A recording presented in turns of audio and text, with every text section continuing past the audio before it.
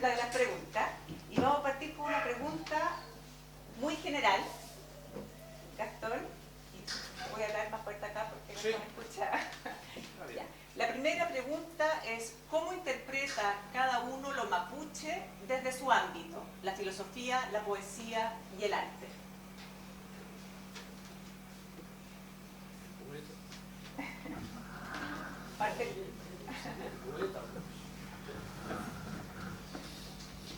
Bueno, la interpretación es complejo, pero antes de partir, quiero...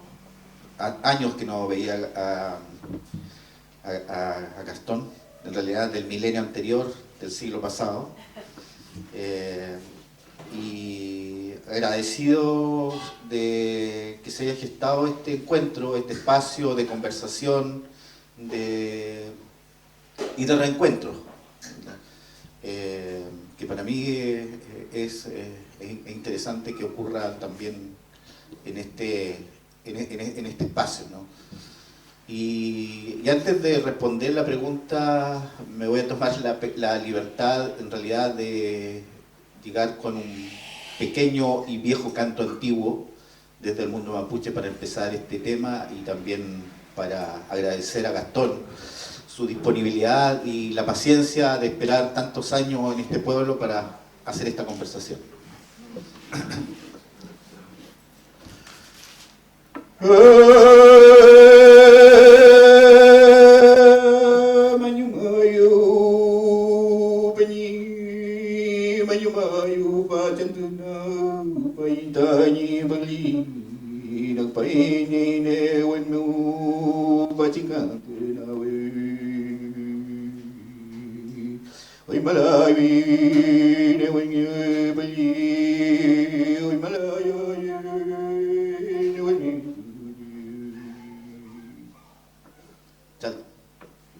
Gracias.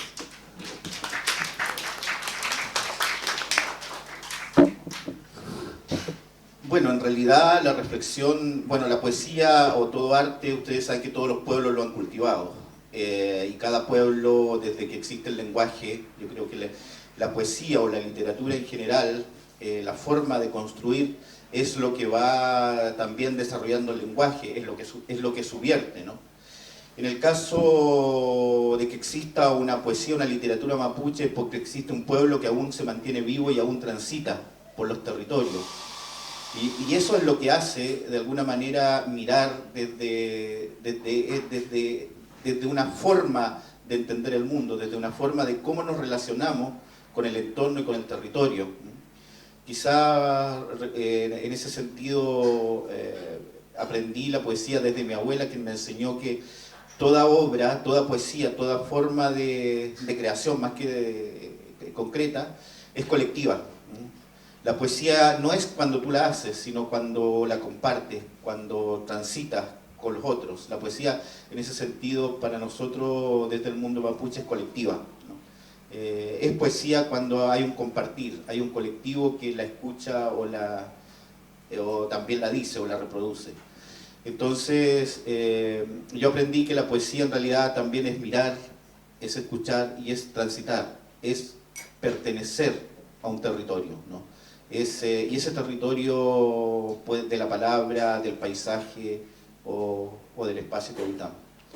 Desde esa perspectiva yo entiendo como el trabajo con la palabra, es la recreación, es mirar cada texto o cada espacio que uno va hablando, es también la memoria y es también mirar desde un punto la vida, que también es el territorio.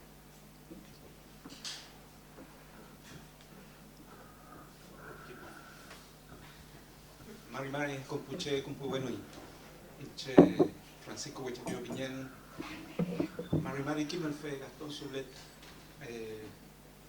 Marimari, amigos, amigas.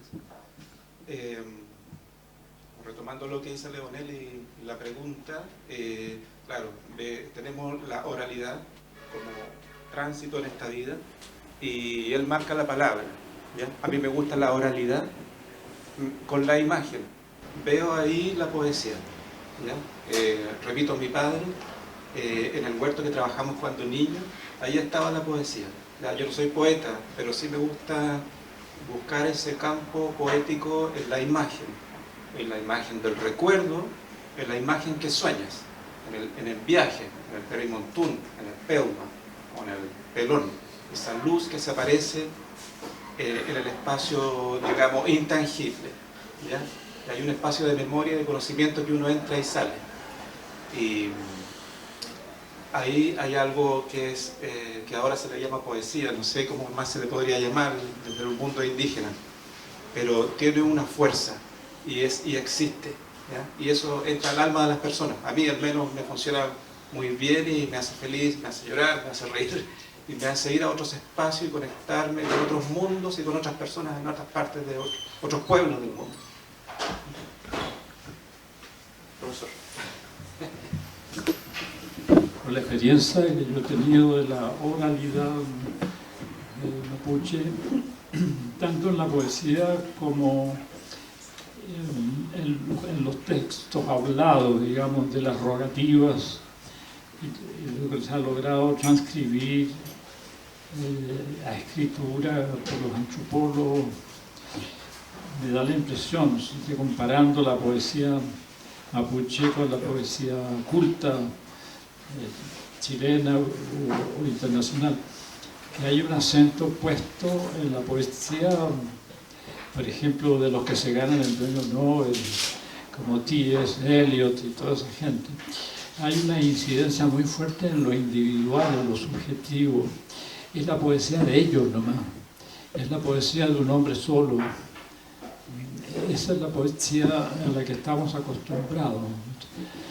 En cambio, la poesía de un pueblo que todavía vive inserto en el orden natural, siempre tiene, como decía Leonel, un carácter comunitario. Es no solo la voz del individuo que escribe esa poesía y que nació con ese don, sino que también es la voz del colectivo, es el pueblo entero que se está expresando, aunque él ni siquiera se lo proponga, porque vive inserto en ese colectivo y sus intereses son los intereses de la comunidad, no son sus intereses personales. Entonces eso se siente con mucha fuerza, ¿no? Bueno, la pregunta incluye el arte también, no solo la poesía. Es lo mismo, es un arte enteramente funcional a los usos y costumbres de la comunidad. O sea, digamos que no existe el artista que haga arte a la manera de Picasso o a la manera de Velázquez o de cualquier pintor, ¿no? o escultor. Incluso yo sé que hay un mapuche que hace esculturas en piedra que son bastante buenas y que se han vendido por miles de dólares en Argentina, por ejemplo. Pero si tú las miras bien, sigue siendo la estética, la representación de lo que siente, de lo que piensa el colectivo, la comunidad. Entonces eso es el interés que tendría para nosotros, el conocer este tipo de poesía, que si bien la escribe un individuo, pero a través de él, aunque ni siquiera se lo proponga, es la voz de la comunidad. Y eso yo diría es válido para todos los pueblos aborígenes del mundo, porque todos viven insertos en el orden natural de preferencia, aunque reciban influencias de la sociedad agrícola o industrial, ¿no? A pesar, sigue siendo un cable a tierra, y eso determina ese tipo de arte. Por ejemplo, todos los petroglifos que se hacen aún en Australia, ¿no? Siguen siendo el rastro que deja en la roca el pensamiento de la comunidad. Eso es lo que el gran interés que tendría para nosotros la poesía mapuche de hoy.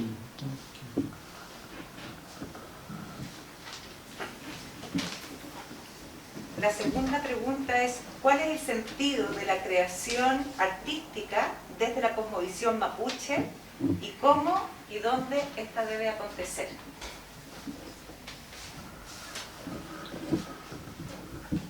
¿Y cómo y dónde debe acontecer? Claro. O cómo acontece. ¿Y cuál es el sentido? Sí. Bueno, yo creo que, bueno, difícil pregunta, pero interesante. Es un sentido de la comunidad, como dice Gastón.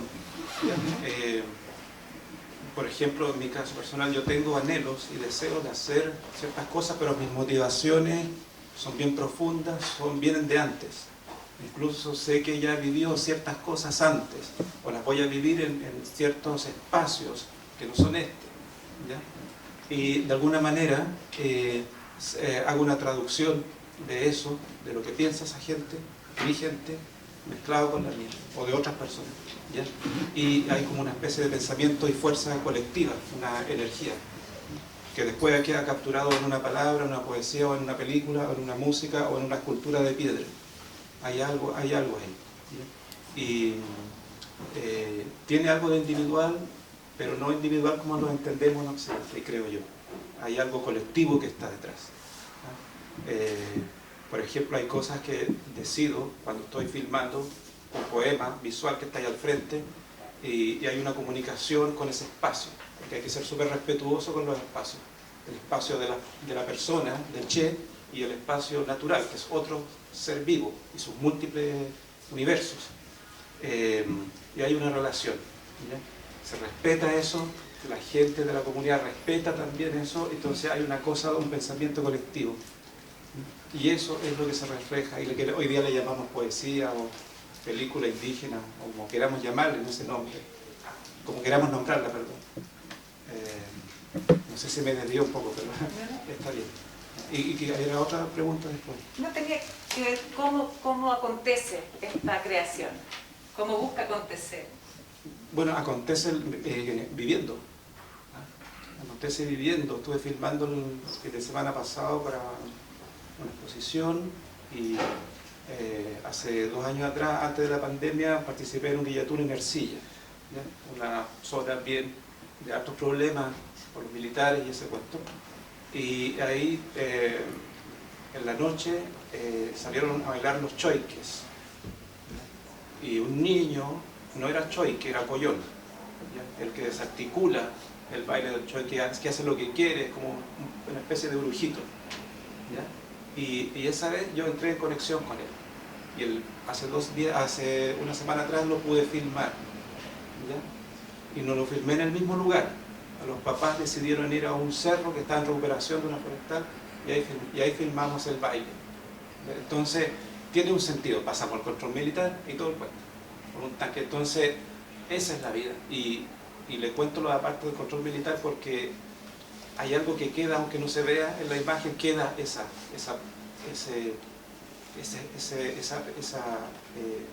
represión. Está. Hay algo ahí que juega. ¿Ah? Acontece. Perdón, para allá. Bueno, yo creo que hay que precisar varias cosas. En el tema, normalmente hay una visión idílica o estructurada, ¿no? Que se ha estructurado desde Occidente, desde unos conceptos de la antropología, lo que tiene que ver con la cosmovisión de un pueblo. En realidad, cuando hablamos de cosmovisión del mundo mapuche, la cosmovisión es muy móvil, no es estructurada como de una manera tan categórica. La cosmovisión es básicamente está en continuo movimiento. Hay lineamiento, hay como una forma general, hay un cierto orden, pero el movimiento tiene que ver la cosmovisión, cómo se entiende la vida que está tanto en el pasado, en el presente o en el futuro. Siempre están interactuando, no hay una linealidad, no hay una línea de tiempo que parte acá y termina allá, ¿no? Siempre está la linealidad, la creación o el hecho del actuar, está siempre en el presente, pero siempre se está presentizando todo, ¿no? Está lo antiguo, cuando yo hablo de mi abuela no está en el pasado, vuelve acá. Cuando yo hablo de los espíritus ya están acá, cuando hablo de la tierra también está acá, siempre está ocurriendo. todo hecho, todo está en presente, ¿no? Y la creación un poco tiene que ver con eso, con esta, claro, hay una circularidad, pero esa circularidad en realidad está en diferentes dimensiones, ¿no? Y cuando la creación también, cómo se hace cargo de eso, cómo la poesía, cómo el arte, porque todos los pueblos de alguna manera, porque la gracia del ser humano quizás sea de todos los pueblos, es esa racionalidad. Lo que pasa es que la racionalidad se expresa de una manera totalmente distinta. La racionalidad es esta capacidad de crear y de darnos cuenta y de compartir ese darnos cuenta. En el caso de nosotros como pueblo hay una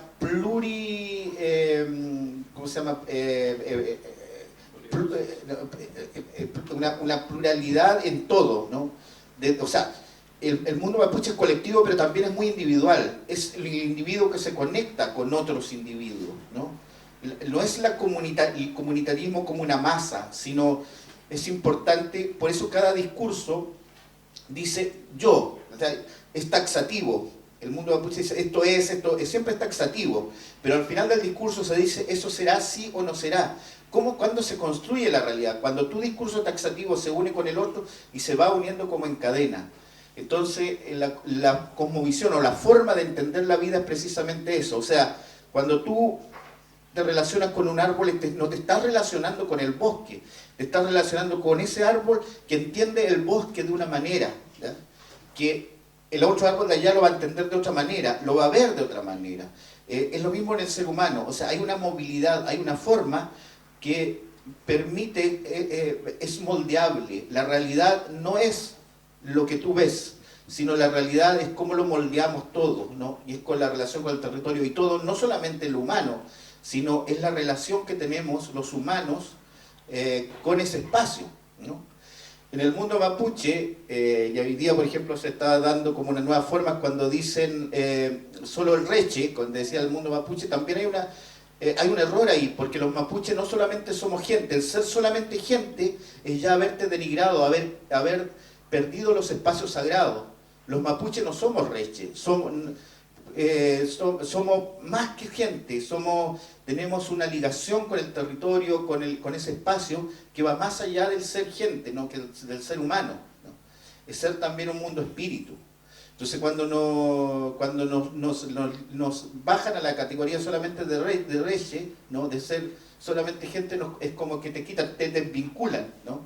Te transforman en algo, te sacan de este espacio territorial y te transforman en un punto,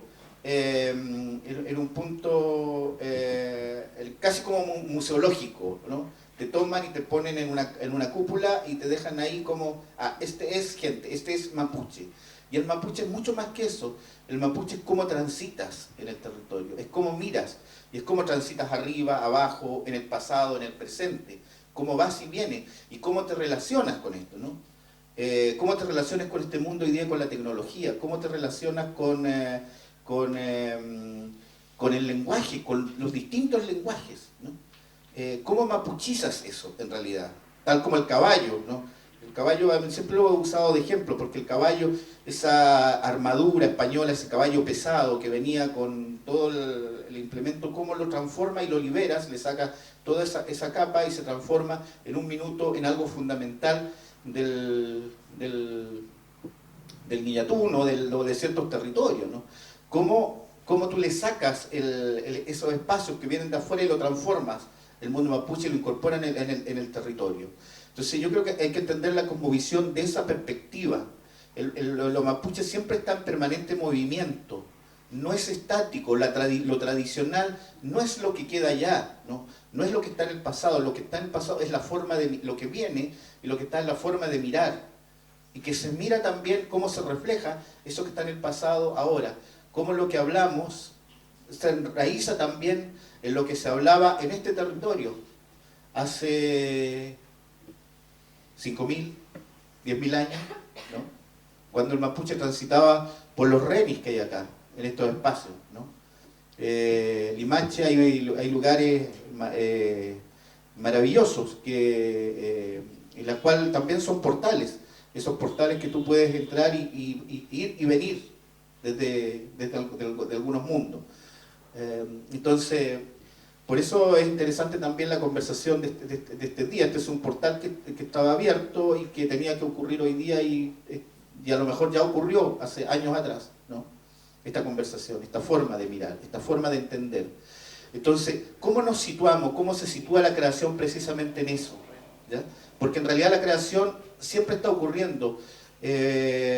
Para nosotros no hay nada original. Bueno, para nadie. No, ni siquiera los poetas, los grandes poetas han sido originales. Los tópicos de la humanidad siempre van a ser los mismos.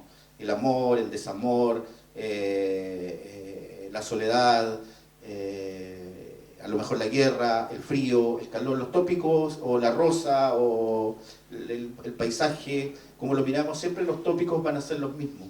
Y la diferencia es cómo nos acercamos, cómo entendemos individual y colectivamente ese espacio, en ese momento, es lo que lo hace único. Y más que la creación, es cómo lo recreas, ¿no? Es cómo lo vuelves y lo transitas en esa imagen, en ese pequeño esbozo de mirar una realidad. Entonces toda creación también es un portal, es un reni, es una mirada que damos o un guiño que hacemos a través de un ¿cómo se llama? Un catalejo, un telescopio, hacia un punto, ¿no? Hacia un punto del universo que está allá o también está acá abajo, está en estos espacios que transitamos. ¿Puedo agregar una cosa? A propósito del caballo, que es un bonito ejemplo, que tú lo dices mejor que yo, hacer con el caballo lo que la gente mapuche hizo con el caballo, me refiero al caballo español.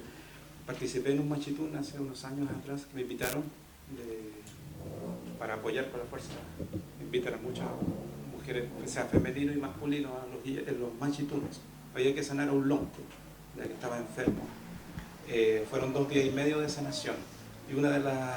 No le voy a contar todo el proceso porque es largo, pero el día temprano en la mañana, en el segundo día, habían 4 adolescentes, 2 niñas y 2 niños, ¿ya? Con sus caballos a pelo, y tenían que correr los caballos a un portal imaginario, ¿ya? Siempre el tema del portal del otro espacio está presente en nosotros. Y el lonco sentado aquí, ¿ya? Corrían, hacían cansar el caballo y volvían. Entonces los caballos tiraban su vapor. Y el vaho del caballo íbamos subiendo al lonco para que el caballo entregue el vapor. Y el caballo sabe cuándo entregar y cuándo no. Entonces había caballos que entregaban, otros no, se tiraban para atrás, había una fuerza que chocaba ahí, ¿ya? Que son los espíritus, hay negativos y otros, unos más malos que otros, que era la enfermedad. Entonces esos caballos tienen que hacerse correr y transpirarlos hasta que cuando vuelvan, que el vaho que entregue lo reciba el lonco, ¿ya? Entonces no fue el caballo solamente para pelear en batalla, sino que hoy en día es para sanar. Hay algo ahí. Bueno, todo ese imaginario yo no lo he hecho en película, no sé si lo voy a hacer alguna vez, no lo sé, pero sí, después no sé por qué hay que contarlo. Hay cosas que se cuentan, ¿ya? Y así se transmite, ustedes lo van a contar después y así se empieza a armar un espacio. Y entramos un espacio chamánico también, Raúl Ruiz lo decía, eso chamánico está. A todo esto consideramos que Raúl Ruiz es cineasta mapuche. Aunque él se creía francés. Aunque él se creía francés.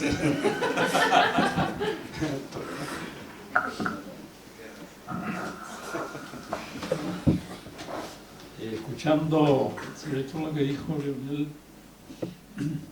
me recuerda mi amistad con un mapuche muy inteligente y muy querido por la comunidad, era don Domingo Curaqueo, que en cierto sentido fue en parte mi maestro al introducirme en la cosmovisión mapuche. Y una de las cosas que me dijo y que me vinieron muy bien, muy oportunas en ese momento, es para el mapuche no existe una realidad estática, sino que todo está sucediendo permanentemente. O sea, el elemento tiempo está operando constantemente, nada queda, nada se puede definir taxativamente, sino en un suceder. Por eso el mapuche tiende a verbalizar a llevar al verbo más que al adjetivo o al sustantivo. Le pone inmediatamente el verbo, lo que lo hace dinámico. Todo está sucediendo. Y digo que para mí, que donde Domingo me haya enseñado eso, era muy oportuno, porque yo estaba en ese momento dictando un curso de filosofía china en el campus Oriente, y justamente si hay algo que caracteriza a la sabiduría china es que no existe una definición taxativa de algo que tú puedas extrapolar de la realidad para considerarlo como estático, ¿no es cierto?, que es propio de la mentalidad griega más bien. ¿Ah? Toda la geometría griega son abstracciones fuera del tiempo, ¿no? Y me vino muy bien porque uno de los grandes principios del libro más importante de la sabiduría china, que es el I Ching, o libro de las mutaciones, justamente el nombre mismo te lo está diciendo, todo muta, todo cambio constantemente. Es uno de los principios, es el principio básico. Lo único que ocurre permanentemente es el cambio. No hay nada que permanece estático. Que eso es muy importante porque enriquece tremendamente la realidad, unifica la realidad. Todo se está moviendo y el sujeto está participando de este concierto en que todo está evolucionando y tiene que organizar su vida conforme a esa concepción del espacio-tiempo, no el espacio solamente, sino el espacio-tiempo. Todo está sucediendo. Y en cuanto, bueno, que quedó pendiente la idea del arte, ¿no? Recuerdo también con mucha emoción del guillatún que se organizó en Santiago. Tal vez ustedes no lo supieron. Se organizó en el fondo de Sara Larraín y ahí ofició el fabricante de rehues, que era, ¿cómo se llamaba? Bernardo Montupil, se hizo famoso como fabricante de rehues. Él estaba autorizado para oficiar un guillatún, pero eso me permitió ver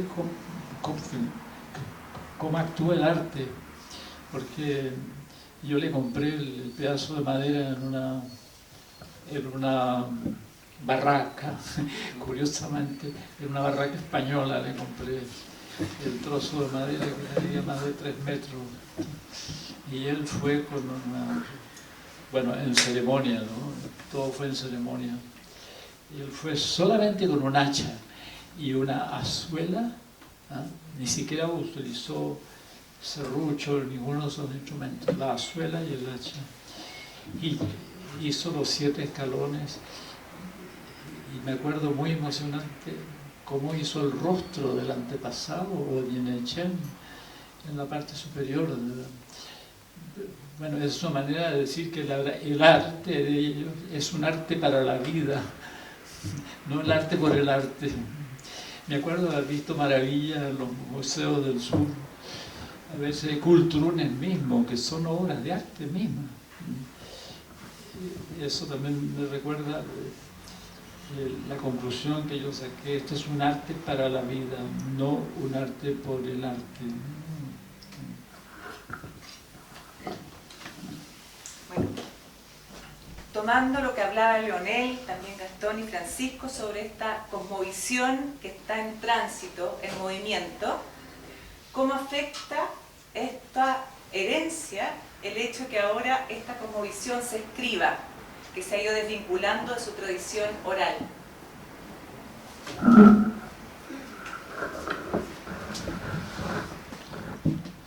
Yo creo que también hay eso es un mito, como la sobrevaloración de la escritura como un elemento disociador. Yo creo que yo creo que no son temas distintos. Y además que sí, el mundo mapuche tenía una escritura. Yo creo que el mundo occidental no ha generado varios mitos. De partida se considera escritura lo que se hace en Occidente, que es el abecedario. O sea, mismo que cuando hablamos de alfabetización se confunde con castellanización, ¿no? Y ni siquiera usamos el alfabeto, usamos el abecedario.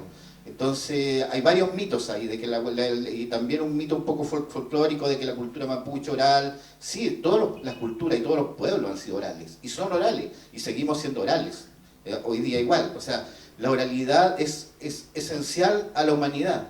Si dejamos de ser orales, ya seguramente nos vamos a comunicar telepáticamente, pero la oralidad es parte fundamental. Ahora, para mí la escritura es tecnología, es un soporte, es como la computación, es como el audiovisual, ¿no? Es un soporte. Ahora, efectivamente el mundo mapuche mítica, o sea, el mito es que nunca ha tenido escritura, pero sí hay una escritura, partiendo desde el Kultún, ¿no? Es una escritura ideográfica que sintetiza miles del mundo, y no solamente el mundo mapuche, sino todos los pueblos antiguos, desde que hicieron una raya, toda raya que exprese una idea, una escritura.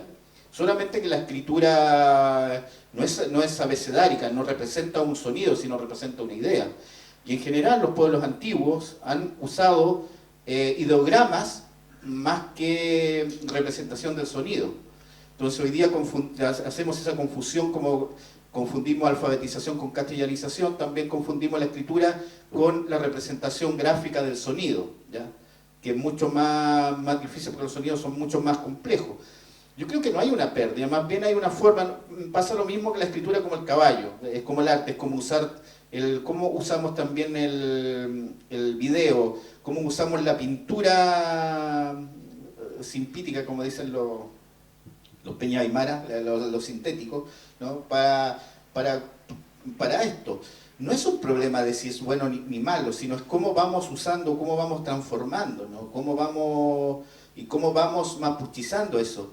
Yo creo que nuevamente vuelvo cuando se plantea, es que lo mapuche es esto. Y pasaba cuando yo empecé a escribir poesía, ¿no? A la gente le gusta mucho el folclore. Y me decían, pero es que tienes que ser poesía como antigua, tienes que... No, la poesía siempre es nueva y yo soy un mapuche de ahora, o sea, mi poesía es mapuche en tanto yo soy mapuche. Entonces siempre me criticaban en un principio, no, pero tú tendrías que recitar con poncho. ¿Y por qué? O sea, entonces esa es como la visión, pasa lo mismo con el tema de la escritura, o sea, el mapuche puede no necesariamente escribir en mapuzungún, puede escribir en alemán si quiere, ¿no? Y va a seguir siendo mapuche. Por eso nos reímos un poco con el tema de Raúl Ruiz, porque ¿qué es lo que lo hace mapuche Raúl Ruiz? Esa mirada y ese sarcasmo y esa finura que tiene en un tema que es muy mapuche. O sea, tú ves la película de Raúl Ruiz, lo muestran, y hay mucha identificación con lo onírico, con la forma de mirar, con la forma de entender, está ahí, ¿no? Más allá del argumento, más allá de los planos, más allá del uso del color. Hay una cosa que es como que está saliendo siempre, que aparece, ¿no? Y aparecen en muchos, o sea, en el mundo mapuche también, que vino a la ciudad, ¿no? Que lo perdió, que empieza a aparecer, que es como dicen en el campo, la sangre tira, ¿no?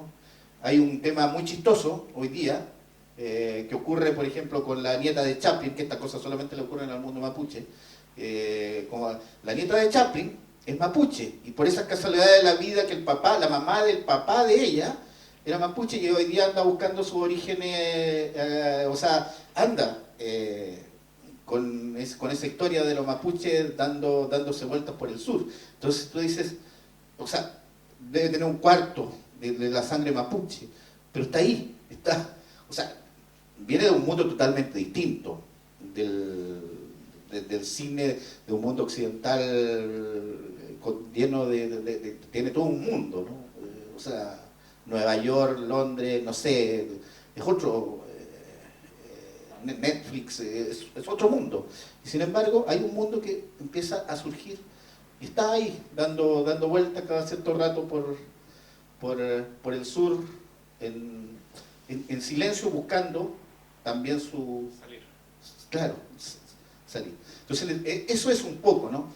Que no hay que quedarse con esta historia un poco folclórica, ¿no? Que el mapuche y también que están escribiendo, entonces se va a perder.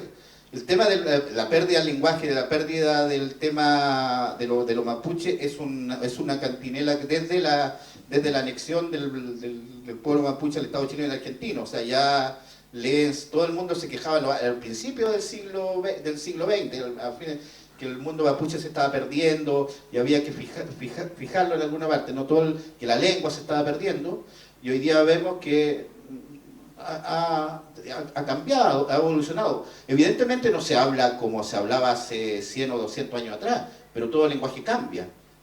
Ustedes tampoco están hablando el castellano del siglo XVIII y XIX. ¿Por qué nosotros tendríamos que hablar el mapuzungún del siglo XVIII y el XIX? ¿Ya? O sea, evidentemente, y hoy día está más, el mapuzungún está más vivo que nunca, o sea, está funcionando, existen rancheras en mapuzungún, existen rap, rock en mapuzungún, o sea, hay un mundo que está cambiándose de una manera, y eso no significa que se esté perdiendo lo mapuche, porque hay una visión, una forma de entender y cómo nuevamente lo transita. O sea, es lo mismo que tú puedes decir, oye, cuando empezó con el caballo, oye, los mapuches están usando el caballo en guillatún, se está perdiendo la espiritualidad, se está perdiendo la forma del guillatún. Entonces, yo creo que hay que entender cómo los pueblos, como al menos el mapuche, no sé cómo funcionan los otros pueblos, porque cada pueblo tiene su forma de entender y moverse. Por eso digo, la cosmovisión tiene que ver con una forma de adaptación. Lo tradicional mapuche no es lo que se anquilosa en un punto, no es lo museográfico, no es eso ahí, sino es cómo se está moviendo, cómo transita y cómo circula y se va moviendo a sí misma, va naciendo desde dentro. Y eso es como el territorio te llama, y eso es ser parte del territorio. Yo le puse este ejemplo de la nieta de Chaplin porque hay un ejemplo concreto de cómo el territorio empieza a resurgir, y ahí es cuando no solamente ser gente, porque si ella solamente no sintiera solamente ser gente, solamente fuera gente, estaría preocupado de y además es bastante famosa y suficientemente rica para quedarse, no sé, en Nueva York, vivir su mundo idílico en el mundo, ¿no? Sin embargo, está ese contacto, en buscar ese pedazo, ese espacio con la tierra y en el escarbar. Y eso lo hace, digamos, el espíritu, y eso lo hace nuevamente entenderse desde los mapuches, desde esa mirada de por qué, que no es solamente eso, también hay otras cosas, ¿no? Pero también eso que hace no lo hace menos mapuche en su búsqueda, ¿no? A pesar de todo eso. Entonces, y eso es lo que transita, y eso es, digamos, en realidad, eso es lo que podríamos, como una pincelada de lo que podríamos llamar cosmovisión, esta búsqueda, siempre esta mirada, siempre que hay otra mirada, no quedarse, no, esto es un vaso, sí, pero también puede ser otra cosa, y si lo miro de otro lado, ¿no? Esa permanente búsqueda, esa capacidad, esa curiosidad de mirar y de entenderse en el territorio, o en los territorios, ¿no? Porque es distinto. Un mapuche que vive en la costa, siendo mapuche igual, es distinto al que vive en la cordillera. ¿Por qué? Porque su visión es distinta. El mar, que tiene que ver a veces con el tema del ego, ¿no? El ego es muy importante para el mundo mapuche. El ego no es negativo, es bueno, es como tú miras. Pero el ego se ve distinto. Para lo que vive en la montaña, por ejemplo, cuando tú subes a la montaña, el ego se te agranda, porque tú miras el horizonte desde arriba y ves todo allá abajo y te hace sentir, no sé, la que han subido a la montaña, entonces se siente uno bien. Pero cuando tú entras al mar es totalmente distinto. Cuando entras al mar tu ego no existe, porque tú siempre ves una ola grande, después una pequeña, o sea, eres nada en la inmensidad. Y eso también es interesante, ¿no? Ahí tú, o sea, entrar al mar y subir a una montaña son dos experiencias únicas si uno las sabe entender y vivir, ¿no? Y el mar, yo soy del mar, me gusta el mar, pero también me gusta a veces subir a la montaña, porque, bueno, a esta altura de mi vida, a mis 120 años, ¿cómo no sé, ahora ya en helicóptero, porque estoy subiendo re poco, caminando re poco, pero bueno. A propósito de estas montañas maravillosas que algún día también las caminé hace años también, en el milenio anterior. A propósito de la captación del lenguaje de herramientas, en los años 90 hubo un encuentro de antropología en la Universidad Austral de Valdivia. Y ahí estaban definiendo, me acuerdo que fue polémica, que sobre arte y cultura mapuche se discutía. Los antropólogos discutían qué es lo que era el arte mapuche. Y dijeron esa vez que el arte del cine, del video, no pertenecía a la cultura mapuche, ¿ya? Entonces hubo toda una polémica, que no era propio. Entonces, ahí vuelve de nuevo lo del caballo. Hacer con la cámara lo que Lefcharo Janequeo hizo con el caballo, que como que esa es nuestra forma, que lo estamos diciendo en cada charla o entrevista o en la tele, en la radio, decimos eso, hacer con los museos lo que Lefcharo y Janequeo hizo con el caballo, hacer con la televisión lo que Lefcharo y Janequeo hizo con el caballo. Parece que hay que repetirlo varias veces. Y bueno, hoy en Chile hay una cantidad de festivales de cine del género de primeras naciones, cine indígena, y en el mundo, la cantidad de películas de cine indígena de corte doméstico, porque no buscamos Hollywood, nada de eso no nos interesa, es otra cosa, es mucha la cantidad, ¿ya? Entonces, de nuevo esa cosa de la vieja antropología, de ponernos siempre en un bolsillo para ellos entender, como no usan poncho, no usan macún, lo usamos, pero a veces, no siempre. Eso tiene que entenderse. Y somos líquidos y movibles como cualquier persona.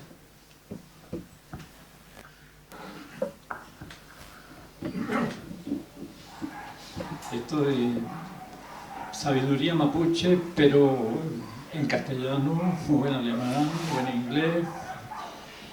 Yo creo que es un desborde de la cultura mapuche hacia el Winca. Es eso, yo creo que el pueblo mapuche no necesita esos trabajos porque es una cultura viva. Esos trabajos hechos por antropólogos, esas recolecciones de dichos, de cuentos, de aforismos, de sabiduría, son necesarios más bien para el Winca, para mí, digamos. Yo no habría entendido nunca el sentido del signo cruciforme del Gulchún si María Esther Grebe, de origen alemán, no hubiera publicado todo lo que las machis que consultó le habían comunicado. Ella hizo una especie de gran recopilación de lo que las machis le dijeron sobre ese signo y compuso un ensayo bastante importante que ella como así puso ese conocimiento en la información del no mapuche, o sea, de una manera como ese conocimiento puede ingresar en las universidades, ¿no es cierto? O puede servirle a una persona como forma de otra espiritualidad, tan válida como la espiritualidad de Oriente o la de Grecia. Por eso yo le pido a los peñi mapuche que sean tolerantes con ese tipo de trabajo, porque no es una competencia que el intelectual Winca le está haciendo al Kimche mapuche, ¿no es cierto? No, es una manera de comunicarle a otras personas que no tendrían cómo conocer esa sabiduría, sino porque fulano y sutano escribieron un libro. Ahora, el problema es que sea honesto, sea un trabajo honesto. Que si la machi dijo esto, no le cambie el texto. O sea, que se base fundamentalmente en lo que el informante le dijo, a esa condición. Yo sé que hay uno de esos estudiosos que ha generado mucha polémica, que es el profesor Shelley Mora, ¿no? Por sus análisis lingüísticos del mapudungun. Claro, no creo que la actitud de él sea como para tenerle mucha simpatía tampoco, ¿no es cierto? Él no hace mucho por eso, pero a los no mapuches nos ha servido esos análisis porque entendemos mejor por qué hombres tan célebres en el historial de la cultura mapuche, como el padre Félix de Augusta, ¿no es cierto?, que hizo una excelente gramática, un excelente diccionario mapuche, castellano, mapudungun, ¿no es cierto? Ya, él dijo algo que resulta como exagerado, ¿no es cierto? Dijo: europeos, así como vosotros estáis orgullosos de poseer lenguas ricas en vocablos que han generado tan gloriosa literatura como puede ser el latín, el griego, el alemán, el inglés, el francés, ¿no? Así como los Andes se alza sobre las demás montañas, el mapudungun se alza sobre todas las lenguas de la tierra, ¿no?, por su riqueza conceptual. Esas son palabras de un alemán, el padre Félix de Augusta. Bueno, él no entra en los análisis estructurales de las palabras. Es la gran estructura gramatical y la traducción directa. El hombre Wentru, pero no explica él cómo se compone la palabra Wentru, ¿no? Que en la cual está incluida la palabra cielo y la palabra contraído, o sea, el hombre es un cielo contraído. ¿Y qué dice el mito? Yenechén tomó un espíritu celestial y lo encerró en un cuerpo y lo lanzó sobre la tierra.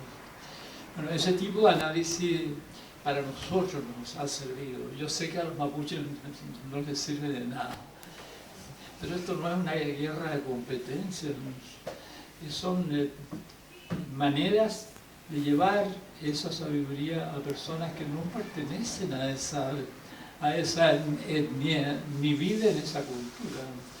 Por eso yo le pido a los peñas que sean un poquito más tolerantes con personas que hacen ese tipo de trabajo.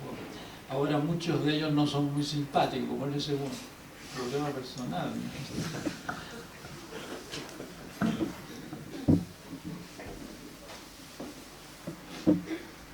El arquitecto Sergio Larraín, quien fundó el Museo de Arte Precolombino, se inspiró en estos objetos ya que sentía que en el arte de estos pueblos existía un mensaje perdido que debemos descifrar, un mensaje de humanidad que debía ser rescatado. ¿Qué dicen sobre eso?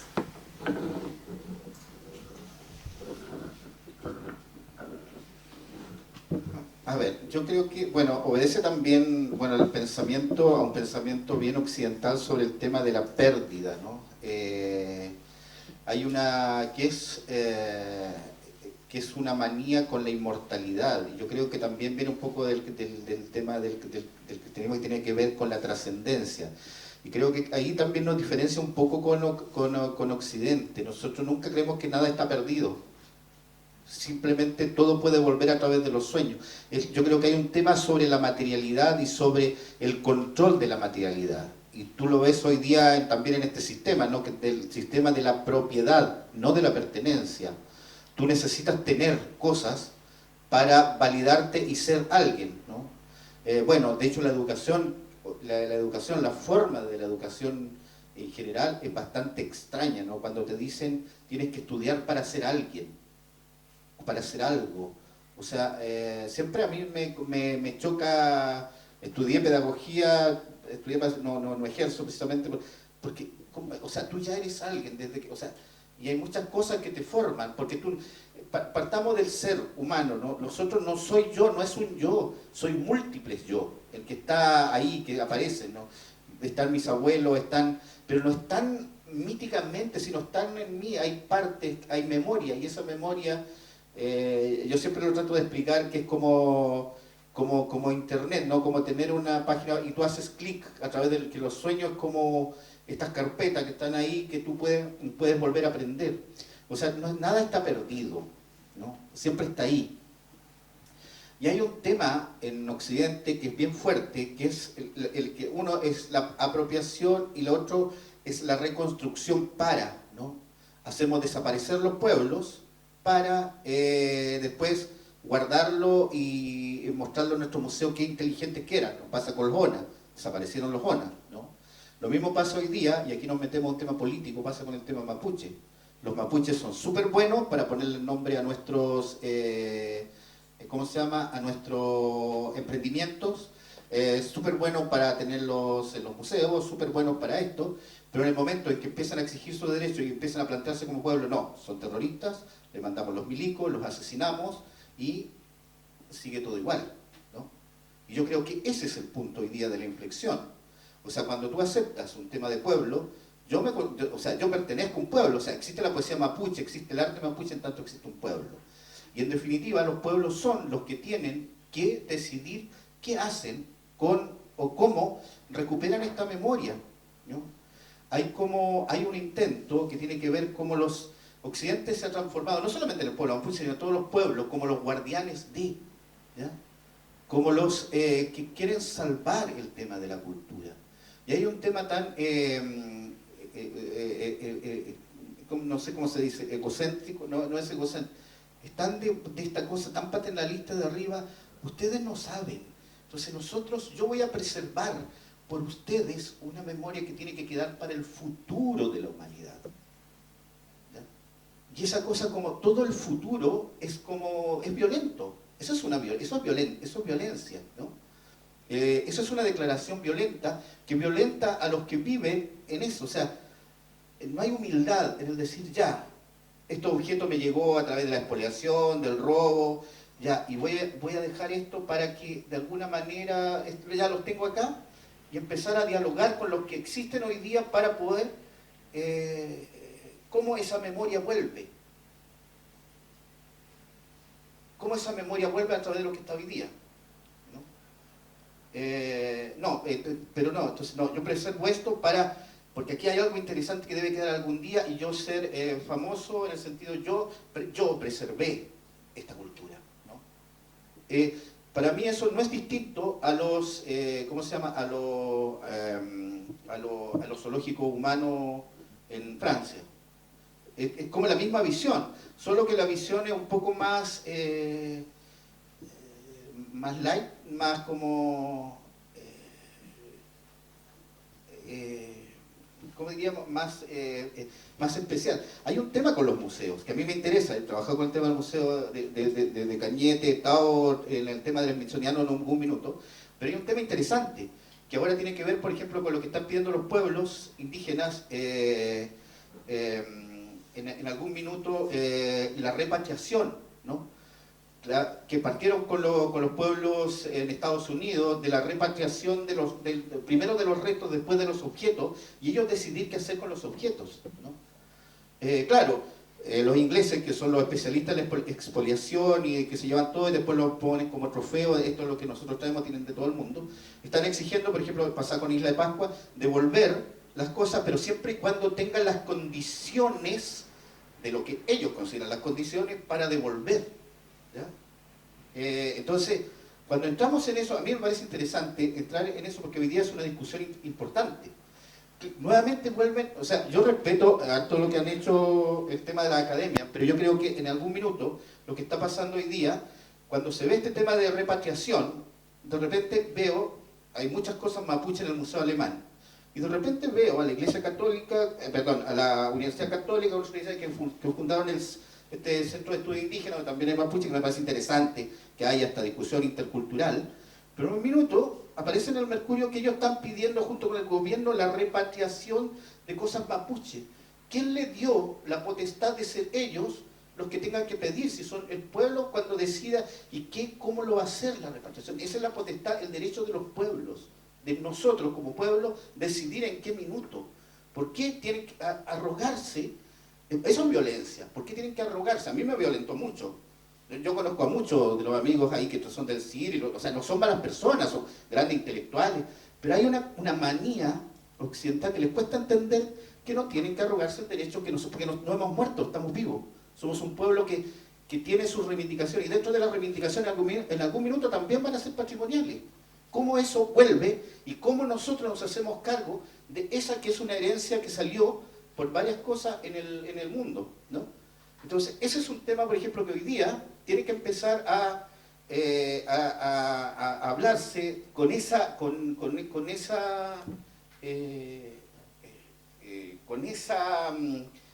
franqueza que hasta el momento, porque el mundo mapuche el pueblo mapuche ha transitado en varias categorías desde la invasión. Primero, tratar de mantenerse dentro del Estado chileno y el Estado argentino, creando las primeras sociedades mapuches que primero entre el amparo de los partidos políticos, después de la Iglesia Católica, que tuvo, o de la Iglesia Anglicana, ¿no?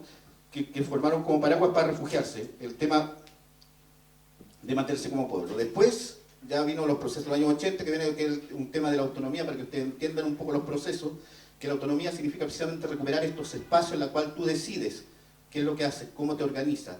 Tú decides cómo recuperas tu tradición, cómo lo llevas, ¿no? No en la medida que te lo autoricen, sino cómo tú vas reconstruyendo y cómo te vas reconstruyendo como pueblo y cómo te vas reconstruyendo tu postura. Pasa también por la escritura, la decisión, cómo decidimos escribir, que todavía no tenemos muy claro cómo vamos a decidir escribir el idioma, cómo vamos a representar el sonido, ¿no? Hay varias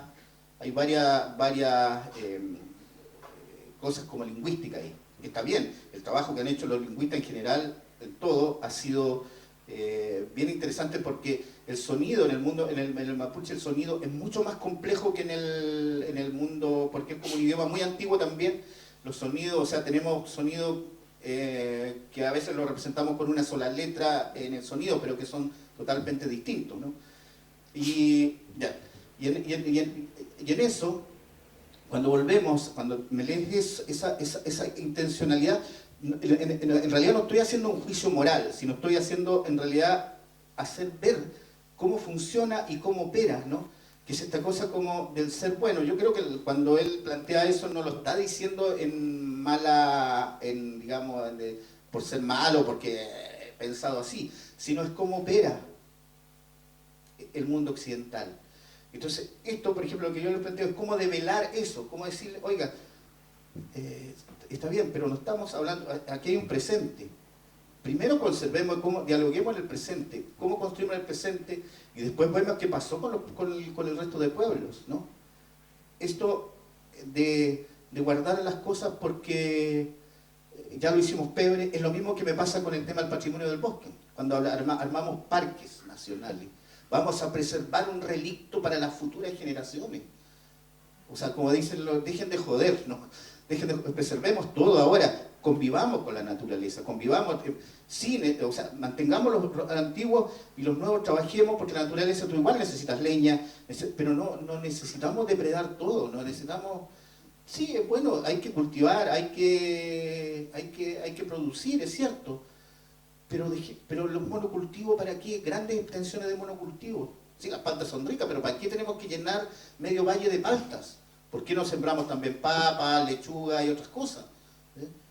Entonces, esa visión que también se traslada al tema de la cultura y el arte, y sobre todo en un medio como es el medio chileno y el medio en general, cuando se habla de la preservación, disculpe que me extienda harto, pero este es un tema que siempre me apasiona y creo que se habla muy poco. Cuando se habla precisamente de la preservación, del tema de la cultura, hay ciertos cánones y ciertas estructuras de poder que te dicen lo que hay que y no hay que hacer, ¿no? Y se va invisibilizando todas las otras formas de preservación, o en realidad de volver a hacer que eso funcione, porque esos objetos, de alguna manera, al menos los mapuches, no quiero hablar por las culturas que ya duermen, porque es probable que no hayan desaparecido, que aparezcan por ahí, siempre aparecen o reaparecen. Al menos el tema mapuche, muchos de esos objetos que están ahí en el precolombino son de uso, están siendo usados hoy día, ¿no? Cotidiano, ritual, y hay un diálogo, ¿no? Con esa cantidad de objetos en el territorio y con los objetos que están afuera igual. O sea, sí, hay un vínculo todavía, ¿no? Y ese vínculo, cuando hablamos de repatriación, tenemos que también ser como ese vínculo parte desde ahí, y no desde el concepto del coleccionista guardarlo para, ¿no? Por eso digo, cuando el tema del CIR, no es que lo hayan hecho de mal, sino no, es que vieron la oportunidad, entonces ahora nosotros mostrarlo y que los indígenas tengan la posibilidad de cuando nosotros queramos que puedan venir y ver y lo dejamos entrar a nuestras colecciones para que los puedan ver. Eso, así suena, digamos, el discurso, suena para mí y para muchos mapuche en general el discurso que, por eso digo, no lo entienda como un juicio moral, sino como un juicio como entiende en realidad la cultura occidental y cómo lo entiende el mundo, en la cual nosotros, al menos yo digo, no, ya no quiero seguir escuchando ese discurso, es suficiente, hablemos, empecemos a hablar de otra manera, dialoguemos, ¿cómo? ¿No? ¿Cómo el mundo mapuche, el creativo hoy día dialoga con esos objetos? Pero no desde la preservación, sino desde el actuar, desde el ser hoy día, desde este espacio que estamos viendo. El futuro también viene, el futuro está acá atrás, ¿no? El futuro va a estar llegando a la medida que lo hagamos ahora. Eso.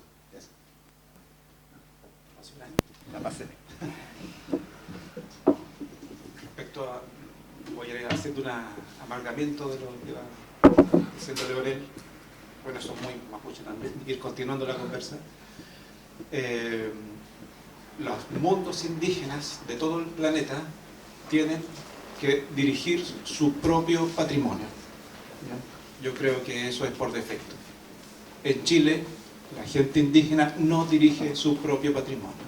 Es más, cuando yo voy a un museo me cobran, ¿ya? para ver eso que quedó del expolio. ¿Ya? Eso es violento. He tenido la suerte, por hacer varias alianzas y movimientos, de tener una exposición aún vigente, que se llama Portal de Luz, Bueno Pelón. ¿Ya? Y creo, yo he aprendido mucho en estos procesos de 5 años de exhibición, que es como ya un hito en Chile, que nunca había pasado eso. Y claro, ¿por qué es importante? ¿Ya? ¿Por qué te reconstruyes? Reconstruyes pasado, y reconstruir tu memoria, gente que provenimos de una guerra, donde nos hicieron polvo, ¿no? Es como si rompieran esta taza y quedan 1000 pedazos, varios pedazos, sirve para reconstruir, ¿no? Pedazo por pedazo. Si tú le pones agua, acá seguimos teniendo fuga, empieza a salir el agüita por al lado. ¿Ya? Somos un cántaro roto. Eso es lo que somos el mundo mapuche hoy. Estamos en una reconstrucción, estamos inventando y creando, proyectando futuro y muchas cosas más, tomando cámaras, haciendo libros y academia, sí, pero nos falta una parte, ¿ya? Yo creo que en ese sentido el patrimonio indígena, no solo mapuche, sino de todos los pueblos, es necesario que tengamos un acceso directo por defecto, ¿no? No es del Estado. El Estado debería ser un amigo empático. Deberíamos dirigir nosotros los museos, dirigirlos en colectivo. ¿Por qué no una machi? ¿Ya? ¿Por qué no un profesor? ¿Por qué no? ¿Cuál es el problema? Entiendo no es del juicio moral, como dice Leonel, entiendo esa buena voluntad de un tiempo, de una forma de pensamiento, pero ya estamos acá y eso es una discusión mundial. Los mandatarios europeos están, para sacarse la vergüenza, como fueron colonialistas, están pidiendo que se retornen el robo. ¿Ya? Alemania es un ejemplo de ello. Tuve la oportunidad de trabajar con algunas prendas, productos del robo del Museo Etnológico Berlín, y hubo un poco de tensión al inicio porque se asustan cuando una persona de un pueblo indígena solicita cosas, no sé por qué. Lo pude hacer algo ahí, no pude viajar a la Bienal de Berlín, pero pude hacer algo y mandar un yeyipún encapsulado en una película. Y el tema de las repatriaciones, sí, tienen que pedirlo una comunidad, en este caso mapuche, no pidan por nosotros, ¿ya? Podemos pensar solo, necesitamos nuestras cosas, pedirlas nosotros y decirle a estos poderes del gobierno, que nunca le hacen caso a la OIT, aparte, no le hacen caso, tienen que tener mecanismos empáticos para dirigir en conjunto, sin nadie aquí está echando a nadie. ¿ya? Pero es vergonzoso y es triste ir a un museo donde el Chimemul, el Rehue, está elevado en una plataforma de metal. No corresponde. El Rehue y el Chimemul se tienen que podrir en la tierra, ¿ya? Y cuando se cae y cambia el Rehue se va por un río. Entonces hay una cosa ahí que yo tampoco la tenemos tan solucionada, tenemos que ir viendo, pero para ir viendo tenemos que sentarnos horizontalmente, mirarnos las caras y conversar, como lo estamos haciendo ahora, decirnos ciertas cosas. Sobre ¿cómo se dice? Cuando restauran, todo el oficio de los restauradores es bonito, es muy lindo, ¿ya? Si no estuvieran esas personas tampoco nosotros estaríamos mirando este objeto, ¿ya? Está bien, pero conversemos de aquí para adelante, podemos hacer algo maravilloso culturalmente, y ahí hay un cambio de pensamiento en lo que tiene que ver con cultura y patrimonio.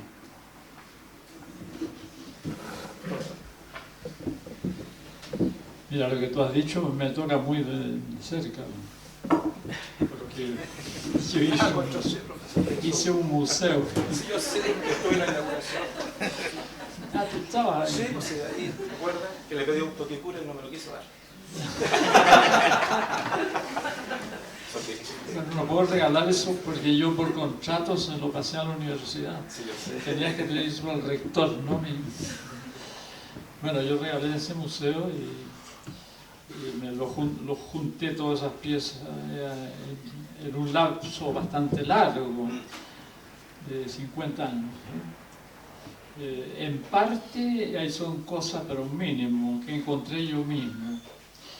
Y en buena medida era una donación que me hizo, curiosamente, un noble alemán, el barón von Schützendorf. Él me dio todo lo que es de Perú y del norte de Chile, me lo regaló. Me lo regaló porque su señora era supersticiosa y creía que todos esos elementos le traían mala suerte. Por suerte creyó eso. Entonces me lo llevó en un camión después de haber hecho un inventario encajonado, en fin, para la bodega de mi casa. Y si ella creyó que eso le traía mala suerte, desde que se depositó eso en mi casa, mi señora chocó en auto, casi se mató, tuvo que pagar mucha plata, estaba a la otra que a mí me tuvieron en el quirófano 2 veces echando sangre por todas partes. Y vino el terremoto y me botó todas las murallas para la calle. Entonces dije yo, estas piezas tienen fuerza. Estas piezas realmente, bueno, eso lo cuento para echarle un poco de sal a la ensalada nomás. Es que yo estoy frente a dos mapuches, no siendo yo mapuche, teniendo un bisabuelo mapuche de Chillán. Eso sí, debe ser un genio muy poderoso. No sé cómo ellos ven el hecho que yo haya juntado todas esas piezas, que en parte que ellos las haya comprado y que haya otros patubos que me las hayan vendido. Estoy ganando una plusvalía grande porque a ellos no les debe haber costado muy caro, pero cuando me lo vendieron a mí cuadruplicaron el precio seguramente, entonces sacaron una ganancia. Esa es la parte oscura y fea de todo esto. Ya, entonces hablé con algunos profesores de la Universidad Católica, del Partido Comunista, que son enemigos del coleccionismo. Entonces les dije yo, mira, esto no tiene remedio. Ya lo compré, ya lo encontré, ya me lo regalaron, ya lo junté y yo lo he tenido guardado en mi casa, en caja, en una bodega. Es una injusticia tremenda. Entonces la conciencia no me deja vivir tranquilo.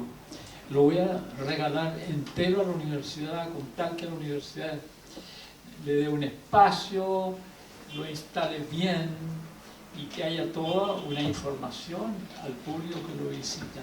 Y eso contribuirá a que los alumnos de la Universidad Católica empiecen a conocer y a valorar al pueblo mapuche.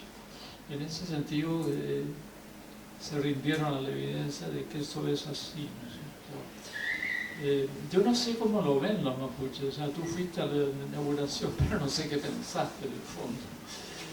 Pero yo te puedo decir lo siguiente, yo no sé realmente, y quiero confesarme ante ustedes, qué es concretamente lo que me ha pasado a mí con esta etnia. No sé por qué me pasó lo que me pasó. Esto empezó con un escrito que yo hice sobre la historia de Limache, que era inventado por mí. Yo inventé una historia de Limache, que había un capitán español, don Juan de Manríquez y Sandoval, que, asqueado por la crueldad de los españoles, se pasó al bando contrario y contribuyó a enriquecer un poco la estrategia militar de los mapuches, porque él había participado en varias batallas importantes ya, y que porque tenía dotes sobrenaturales, parece, psíquicas muy potentes este hombre. Los machis de la región lo honraron ordenándolo machi, y que es el único machi de raza blanca que ha existido. De ahí el nombre, ¿no es cierto?, del machi, Lic, machi, machi blanco. Bueno, yo inventé esa historia, pero se lo conté a un profesor de Mapudungun de la Universidad Católica, don Antonio Antileo, y él me dijo: ¿está seguro que usted inventó esa historia? Sí, le dije yo, absoluto. Bueno, ¿usted sabe que es cierta? Entonces, esto que le ha pasado a usted tiene que averiguar por qué, me dijo. A lo mejor el pueblo mapuche lo anda buscando. Después yo llegué a la conclusión de que era al revés, que yo andaba buscando al pueblo mapuche sin darme cuenta. Bueno, y empezaron a aparecer cosas, yo diría, de tipo chamánico. Me empezaron a pasar a mí cosas de tipo chamánico, hasta que terminé durmiendo en las rucas, participando en los rituales, al punto que el machi Gerardo me dijo: toma tú este cultrún y tócale el cultrún en la cabeza a esta machi para que entre en trance. Y yo me asusté, le dije: yo no estoy autorizado, yo te autorizo. Y lo hice, y la machi entró en trance, y después le pregunté al machi Gerardo por qué había hecho eso. Y él me dijo: porque tú eres un peñi, me dijo, tú eres de los nuestros. Le dije que yo no soy mapuche. Bueno, ¿qué? Ahí viene mi pregunta que les voy a decir. ¿Se puede un Winca hacerse mapuche como un cristiano, como yo, hacerse judío? Porque eso se puede. Los judíos me han propuesto que me haga judío, de que acepte la Torá como la base, ¿no? Me han propuesto eso. Existe eso entre los mapuches, de que venga un machi a decirme: tú eres de los nuestros, como diciendo: tú eres de nuestro pueblo, ¿ah? Y que una machi me diga: el Nehuel mapuche se te metió dentro y no se te va a salir nunca más, no olvides lo que te digo. Entonces yo me he confesado con ustedes, no sé lo que me pasó. ¿Por qué le tengo tanto amor al pueblo mapuche? ¿Por qué colecciono esas cosas como si fueran sagradas? Y se las entrego a la comunidad. Bueno, perdón. Yo no sé si se tiene que convertir. Lo que yo sé, que hay espíritus antiguos que se depositan y buscan un cuerpo. No se habla de raza acá. Eso yo lo he visto. Gente chilena, blanca, tienen espíritus antiguos. ¿no? Hay muchos espíritus mapuches que andan buscando un cuerpo. Eso lo he hablado en ciertos lugares, y a lo mejor eso es lo que le pasó a usted. Y si la machi lo reconoció, bien, nada que hacer. Hay una voz que tiene su fuerza y su credibilidad. Y eso que le pasa con las piedras, bueno, yo quería las piedras, porque mi región le llama el nombre piedra.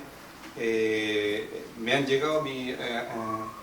siempre soñaba con una piedra hacha, otra calcura, perdón, ¿ya? Que mis antepasados también la tenían, y llegó, ya la tengo, tiene como 1000 años o más, ahí está, mi sueño. Ahora la mandé a una misión ahí la Bienal de Arquitectura de Venecia para mapuchizar ese espacio, pero va a volver, y así está, vuelve la bandera a la Bienal de Berlín, la sacamos de la vitrina, y ahí está. Yo creo que las piedras hay algo que conectó con usted. No sé si tenía por ahí él puede hablar de las otras piedras que no debo hablar yo, pero los licanes, las piedras blancas también. Esas se mueven, se desaparecen, tal vez las anduvo trayendo en algún bolsillo sin darse cuenta, y algo ahí conectó. En el funeral de Catrillanca, que fuimos invitados, hicimos, habían como 6.000 personas. Y se hizo un gran grito de guerra, de alentamiento en el Fafán, un malongüeño que se llama, donde asesinaron a Catrillanca. Catrillanca podría traducirse como piedra rota o algo. Y al momento de golpear los guiños, las chuecas en el suelo, las piedras blancas comenzaron a saltar de tanta fuerza. Y una de ellas saltó a mi zapato. Y la miré, y algo automático, mi mano, ¡pum!, la guardé para siempre. Entonces hay una conexión ahí con la piedra, tienen fuerza, se desplazan, sanan. La mandé a la Bienal de Berlín para que acompañen las prendas que se robaron de acá, las tiren allá para que acompañen, porque las estamos mentando y energizando para que vuelvan. ¿Ya? Tal vez esa es la razón por la cual estamos acá. Y hay un toque cura que yo creo que tiene que ver con usted, que es de este tamaño, que lo vi hace 10 años atrás y lo veo ahora, y es grande, estilizado. Ese usted lo tocó.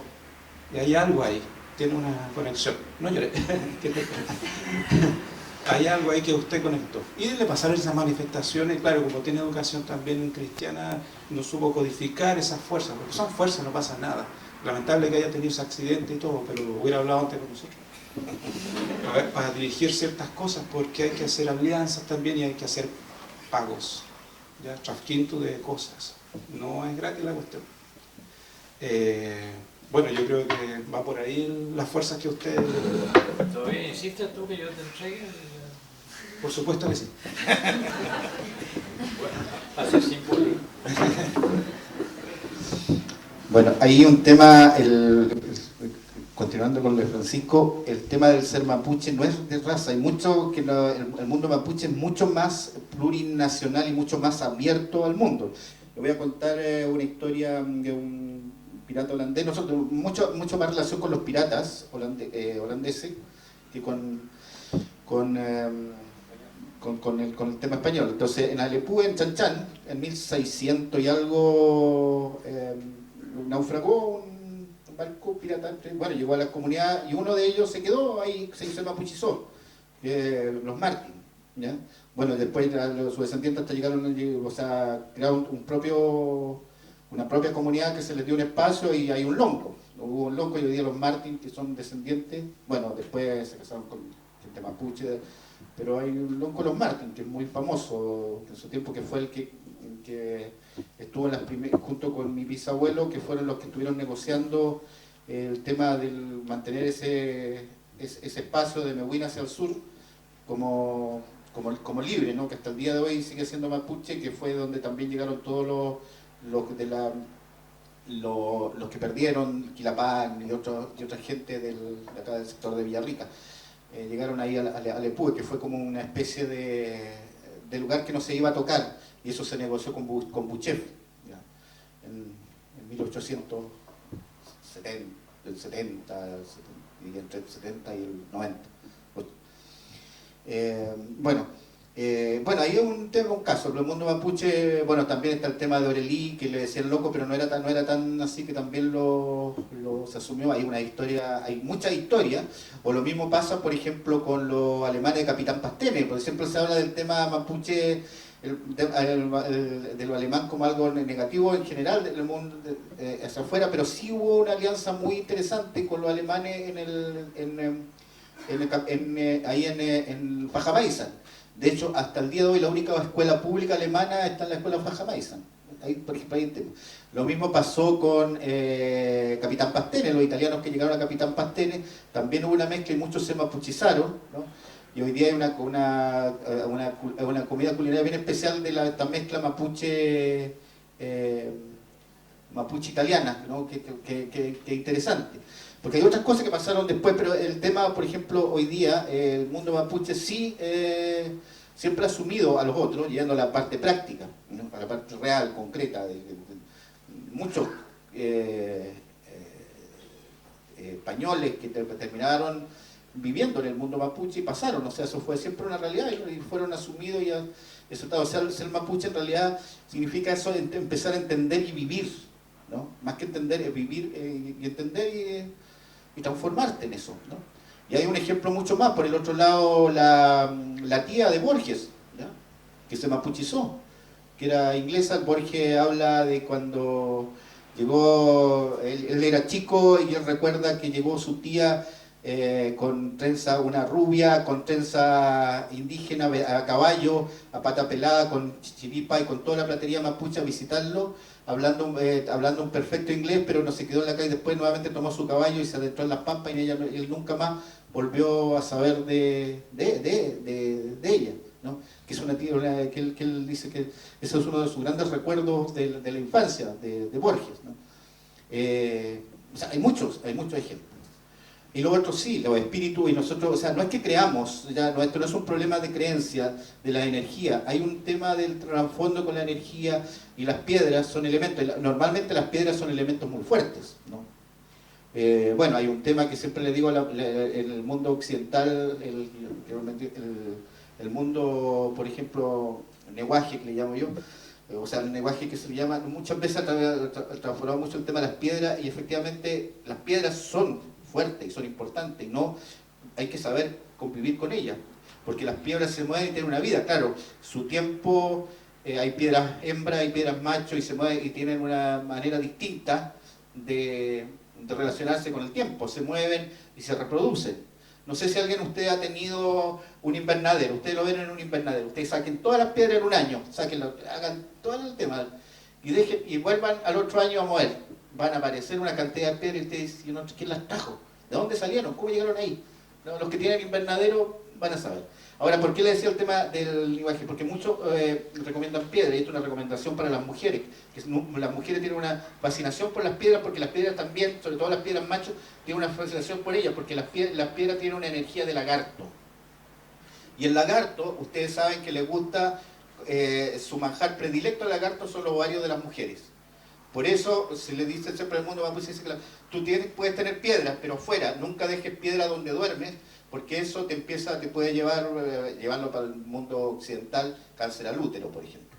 ¿Sí? Cáncer al tema reproductor, porque si tú lo tienes, porque siempre te van a traer, porque el lagarto es así, como que te engañan. No es que sean buenas o malas, es para uno, para la persona es mala, pero son energías, ¿no? Y las piedras, cuando estamos aquí entrando a un tema interesante, porque las piedras, el tener las piedras, normalmente se heredan con una... Y hay que mantenerlas, las piedras hay que humedecerlas, hay que darle cada cierto tiempo. Si tú tomas, o lo que tomes, agua, vino, o lo que tengas, siempre de repente tirarle un poco, porque son parte, van tomando tu energía. Entonces van conviviendo con tu energía. Lo mismo pasa con las plantas. Con todos, como con los animales, no es ser mascota. Por ejemplo, en el mundo mapuche no tenemos mascotas, el mundo convive, el animal es parte de tu casa, ¿no? Los perros, en mi casa mi abuela se levantaba a las 6 de la mañana, primero le hacía comida a sus perros, y no le daba la sobra, ¿no? Para ella los perros eran súper fundamentales, eran parte, entonces se levantaba a cocinarle a los perros. Le cocinaba a los perros, no era que le comen las... vamos a hacerlo. No, era esa visión, y lo mismo pasa con el tema de las piedras. Entonces, claro, hay energía y hay momentos que transitan, porque estamos viviendo, o sea, cualquiera le puede pasar porque está viviendo en un territorio que es mapuche. Y las energías están ahí, subyacen.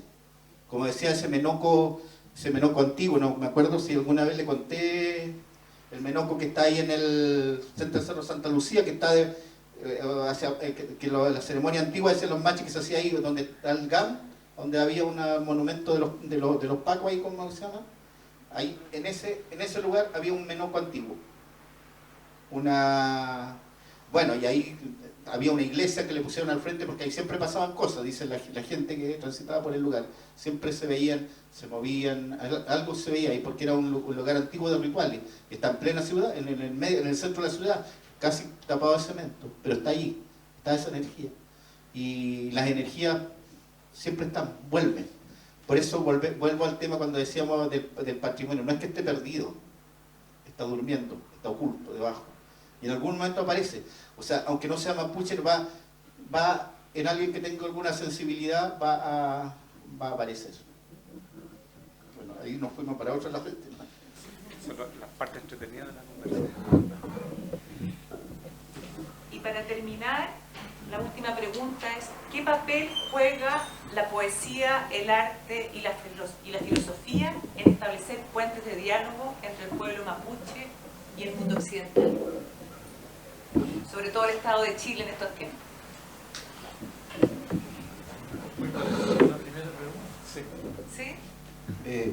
Sí, y yo creo que es muy simple, es como el arte, o sea, más allá de todos los temas, yo creo que siempre he pensado en esto, que el arte es lo más cercano que nos permite dialogar porque nos mueve a ciertas sensibilidades.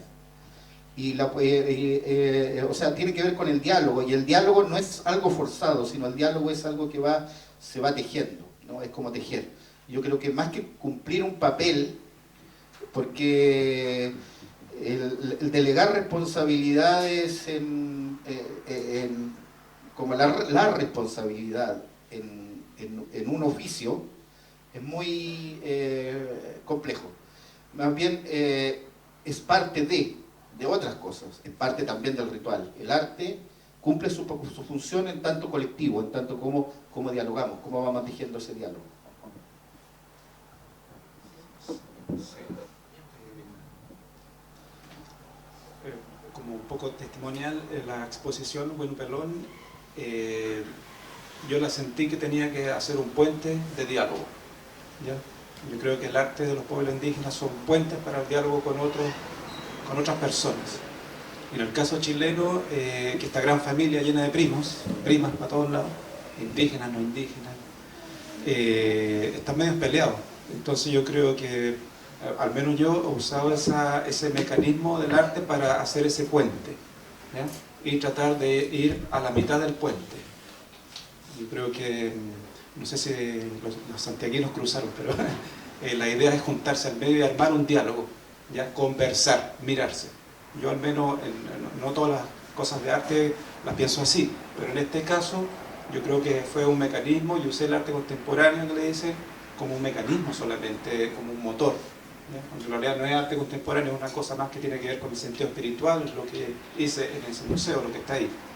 Y es para armar puentes de diálogo, como una herramienta también.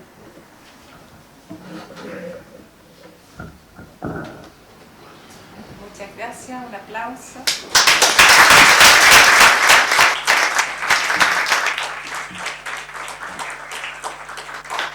¿Abrimos un espacio de preguntas o están cansados ya?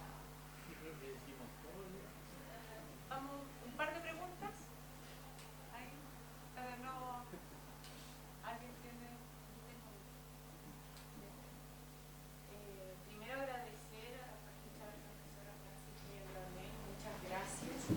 Y tengo una pregunta sobre la imagen de la Virgen María. Me gustaría saber cómo ven ustedes que ha afectado o cómo ha influido la imagen de María, este marianismo latinoamericano que tenemos también en Chile, en la cultura mapuche.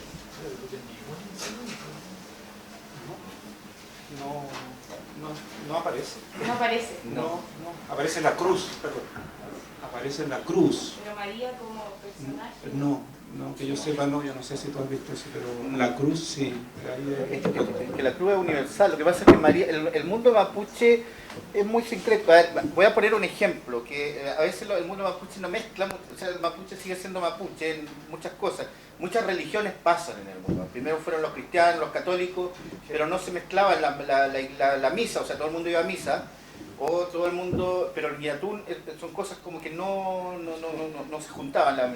O sea, obviamente hay muchos católicos, mujeres mapuches son católicos y la Virgen es importante, pero culturalmente como que ha sido no ha funcionado, salvo en algunas leyendas un poco chistosas que del Alto Biobío, ¿no? Que hablaban de que la Virgen María había nacido, perdón, era como de Tapatapa y Jesús había nacido en Chenque, que son como cuevas de pino arriba en la cordillera, y después se había venido a Santiago y se había perdido.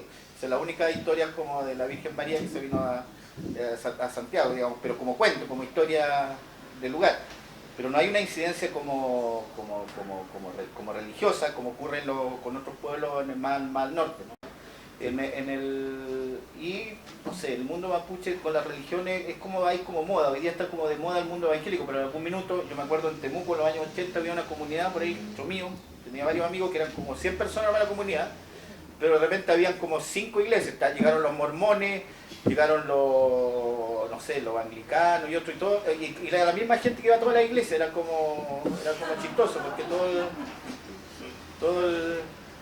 pasa cierto, igual es que el mundo mapuche siempre es religioso, entonces todo lo que le suene como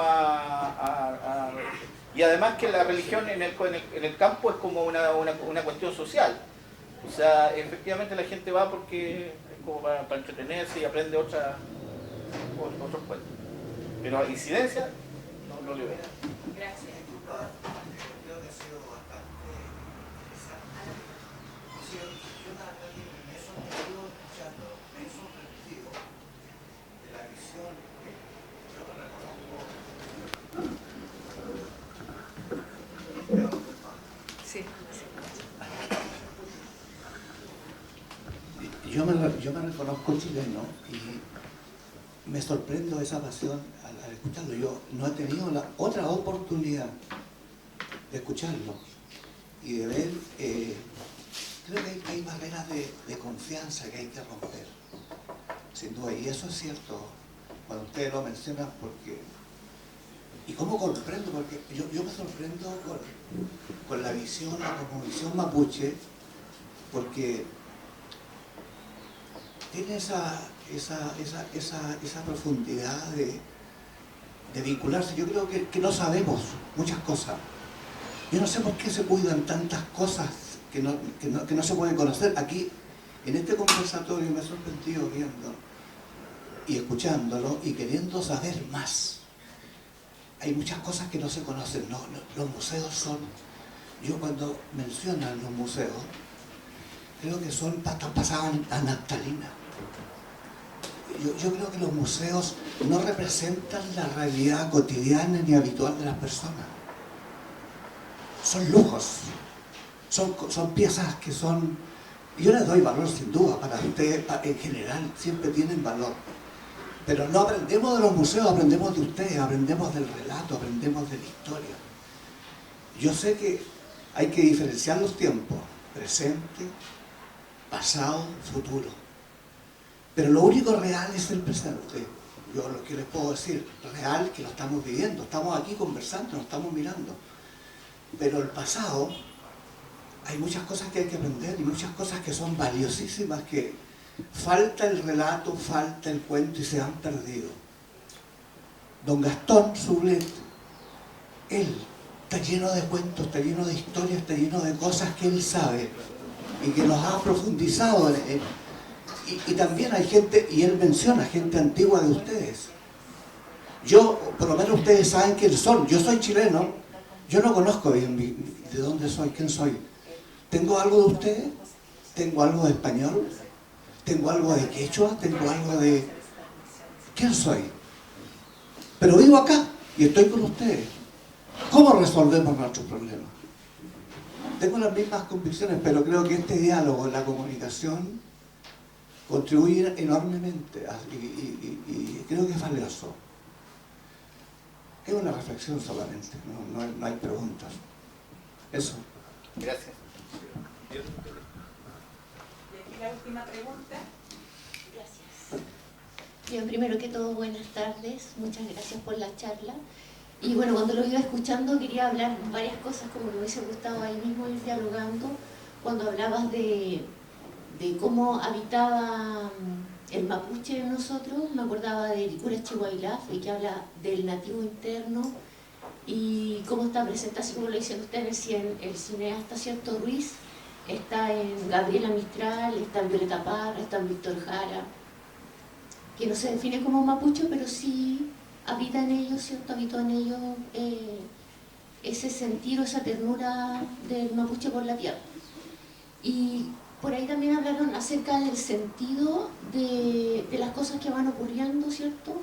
Y quisiera saber cómo los mapuches están sintiendo lo que está ocurriendo ahora en la Araucanía con el sentido profundo, porque desde la otra vereda se puede entender, ¿cierto?, esa deuda que se tiene con ustedes a partir de la pérdida de identidad y, bueno, del modelo en el que estamos viviendo. Yo por ahí, ¿cierto?, lo puedo entender, pero ¿cómo ustedes lo están viviendo? ¿Lo ven como tal vez, no sé, un desafío espiritual, un llamado a algo, tal vez como una consecuencia de algo que no se hizo antes?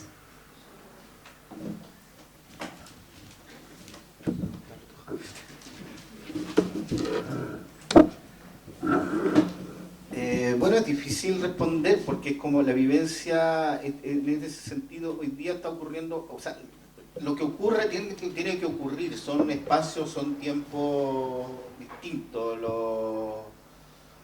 es parte de, obviamente todo se construye a partir de algo que no se hizo o no se hizo bien, o que hay un desequilibrio muy fuerte, o sea, y mientras no se logre un equilibrio que va por otro camino, no por el que se va hoy día, pero hasta que eso no rebote, como las piedras que hablaba Francisco, uno lo vive en el sentido de la energía, o sea, hay harto movimiento y hartas energías, y hay que, al menos para mí, es una energía que es bien interesante en términos telúricos, ¿no? Porque igual somos un territorio telúrico. Eso. Muchas gracias.